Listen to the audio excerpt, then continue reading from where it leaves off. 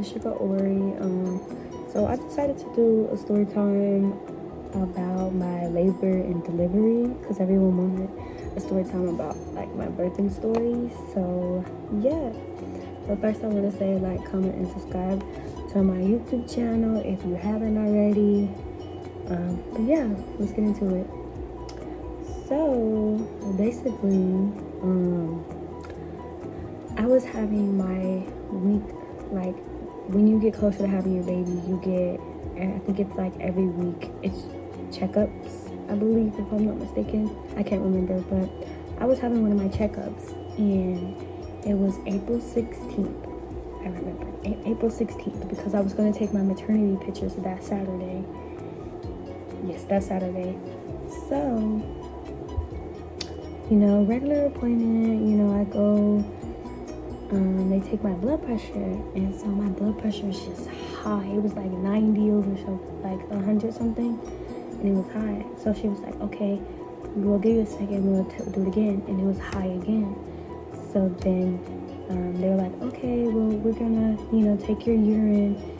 And so they took my urine, and then my OB comes in, and she does it the manual way, she does it like the hands way instead of the electronic way or whatever.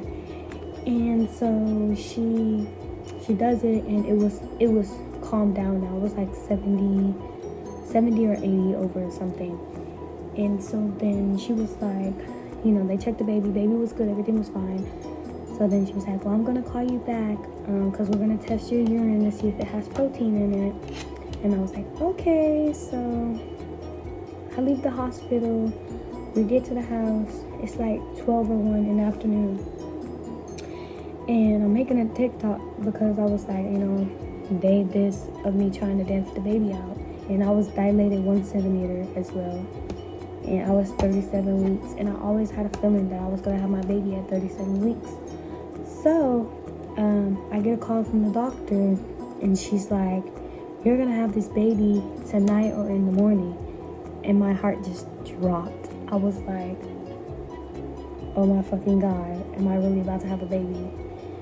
And the reasoning that I had to have my baby 3 weeks early was because they found protein in my urine, which is a sign of preeclampsia.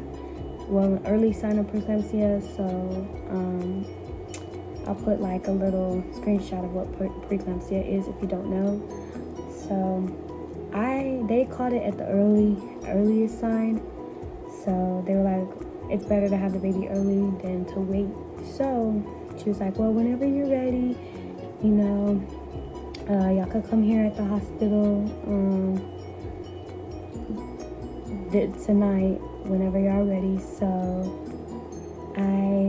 we ended up having to tell my mother-in-law. Then I called my parents and I started crying. I was like, I gotta have the baby. They're making me have the baby because they found protein in my urine, and so it's early signs of preeclampsia, so I have to have the baby. And I started crying, and my dad was like, are you okay? And I'm like, yeah, I'm just nervous because they actually have to they're actually making me have her instead of me having her the natural way. And so yeah, we get our stuff. Well, I already had the bag packed. I already had her diaper bag packed. I did it like weeks in advance, and so I had preemie, newborn, and 0 to 3 months clothes in there, and she only fitted the preemie because she was tiny. So I'm like, dang. So we get to the hospital. I want to say it was either around 6 to 8, around that time frame. And they called me back. They gave me my IV in. They get me ready. Then as we're getting I'm backtrack. As we're getting like up to the labor and delivery floor, the nurse that came in the elevator with us, she was like, I'm here to deliver someone's baby. And we're like, you're probably gonna be delivering my baby. And so then we get to the floor, and mind y'all, everyone that was in that room delivering my baby, besides the actual doctor that was delivering my baby, they were all in there whenever my mom had me. And I thought that was so crazy because all the nurses and everyone that was in there, besides the one that actually delivered my baby, was the only one that wasn't there when I was born. But the rest of them was there with my mom whenever my mom had me. I thought that was so crazy. But anyways, so you know, we get in there. They put a balloon, not in like an actual balloon, like blow up balloon, but they put a balloon in there, and what it does is it helps you dilate to a certain centimeters that you have to be at.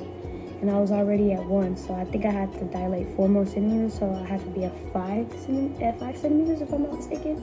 So they put the balloon in there, and you know, time just ticking. I'm trying to like dilate. So then they come in there, and she pulls the balloon, and it hurts so bad. And she's like, okay, well, we're gonna give it a couple more hours. So then a couple more hours go by, and she pulls the balloon out, and she's like, okay, well, you know, you're dilated enough. So they come and break my water. When I tell you that shit hurt, that shit fucking hurt. She stuck her hand over there and just like, and it felt like I just peed on myself. It was like, and I was just like, oh my god. So then, I don't know the name for the stuff that they put to make your contractions start. So they did that, and I was fine. I was literally fine. Like, it just felt like my period cramps, because my period cramps hurt me so bad, and they're really, really strong. So time's going. I'm just having contractions. Like, I'm having contractions, and they're fine. The ones I have videos, and the ones that my mom recorded, this was when I was like, this was probably like either 5 minutes before I had her, so those were really, really strong. But I think I did pretty fine.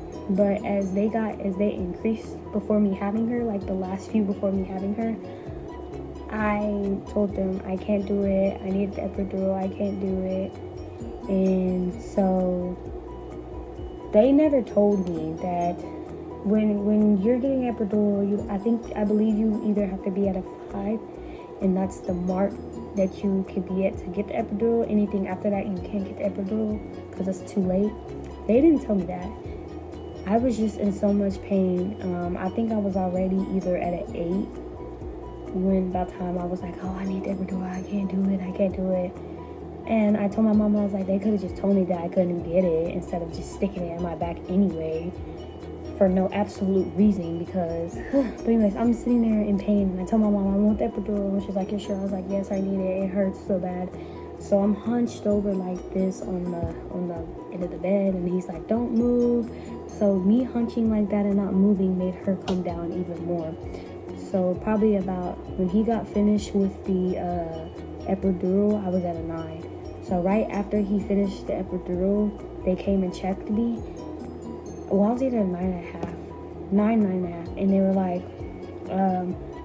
after he did the epidural, I wasn't listening. I just stood up in the bed, and like I was just like screaming. I was like, oh, this shit hurts so fucking bad.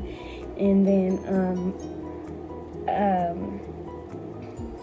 after that, like after me standing up in the bed, I was like, Mama, I gotta push. Like literally right after he gave me the epidural, like I turned around in the bed, and I was like, Mama, I gotta push.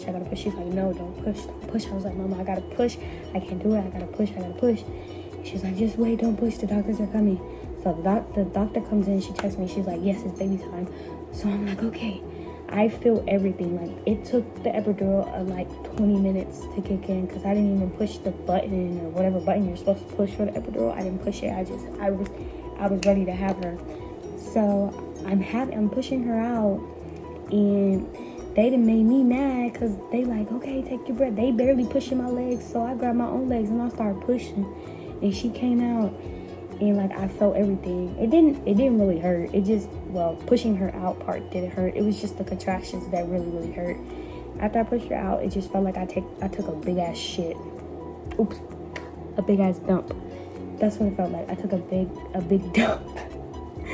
And I was just like, oh my god. And the first thing I said was, does she have hair? And she had hair. I was so excited. But yeah, she came April 17th at 5:46 or 5:36 in the morning. And yeah, I had her. And then like after I had her, that's when like everything start to numb. So I had her within that 20 minutes after I got the epidural. And I was like, well, it was fucking pointless of me getting the epidural if I literally had my baby right after that. I was like, y'all could have just told me I couldn't get it. I would have just had to be in pain. But the afterwards of getting the epidural, because if you don't know, when you have a kid, sometimes you tear and sometimes you don't. Me, I didn't tear from the outside, I tore from the inside. So as I say, she scratched me on her way out.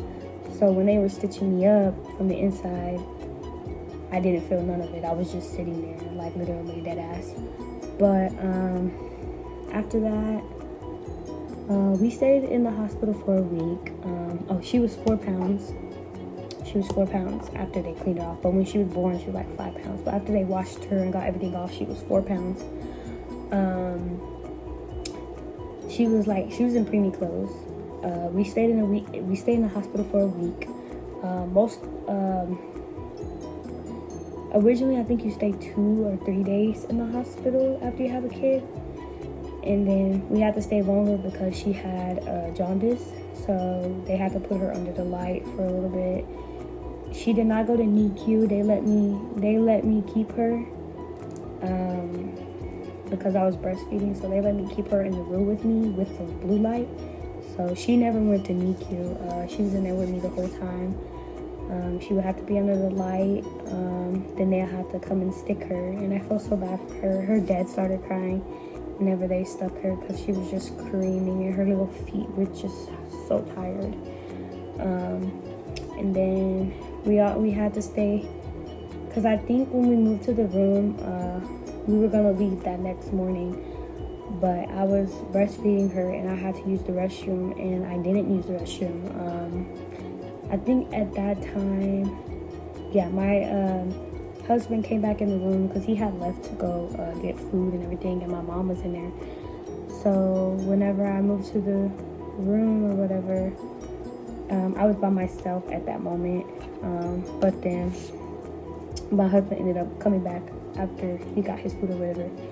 And I had to pee, and I didn't want to go pee because I wanted to feed her, make sure she was fed. And so I was breastfeeding her, and so after I got done breastfeeding her, I stood up and like a whole gush of blood just flew. It was so, I was just so scared. Like a whole bunch of blood was just around me, and like it went through everything, and I was just standing there. And I told my husband, I was like, call the nurse, call the nurse, call the nurse, call the nurse. Or like I was so scared. I was like, what the fuck am I gonna do? So they came in there, they cleaned the blood up. I think at that time my mom was there because she made it there before my husband did. I meant to say that. She made it there before my husband did because he was doing his due, and I needed my mom at that time more than I needed my husband. So when you have a kid, you understand that you will need a parent if you're close with your parent, or a loved one that you're really close with. You're gonna need them. So I my mom was there, and I was just like freaking out. I was just so scared. I was like, what the fuck? So they come in, they're pushing on my belly, and trying to get all the blood clots out. And I forgot the name of it. What is it called? It's something that I think it's hemorrhoids, but I'm not sure that's what it's called. But I had like a blood clot on my right side of my vagina, and so that's what caused me to bleed so much after that. And then I had to stay longer because they were like, let us know if you have blood clots that come out as the size of a golf ball. And that happened, so I had to stay longer. And then they just kept like pushing on my belly like a lot. So like when people be like, oh, it hurts when they push on your belly, I got pushed on my belly more than one time, so it hurt me more, especially because it was really like they just kept pushing on my belly, and my belly didn't get a break. So it really, really hurt me the next few days. But after that, we were probably in the hospital for about a week. Then we finally got to go home. And yeah, that was pretty much it. Other than that, it was a smooth labor and delivery. I didn't have no complications or anything. She came out healthy.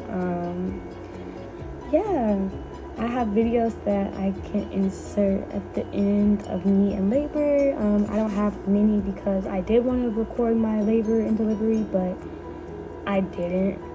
And I regret that because I really did want to do that. But I have little clips of what my mom took.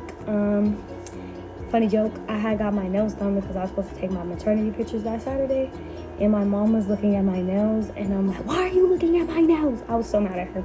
I don't know why I was mad at her. But yeah, that's my labor and delivery, birth story, whatever you want to call it.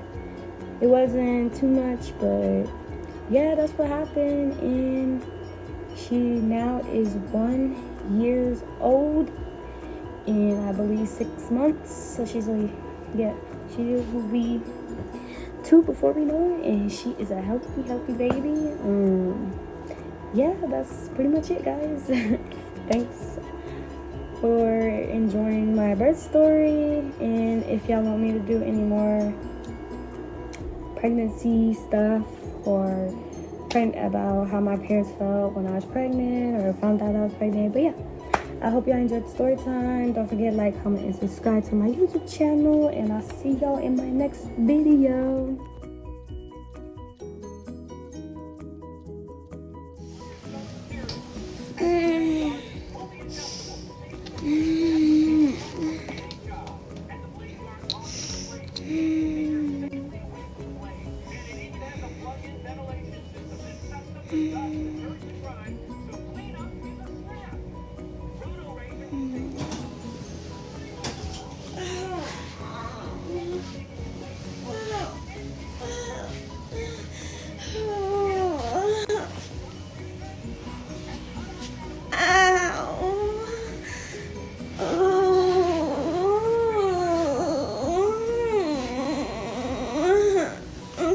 My back.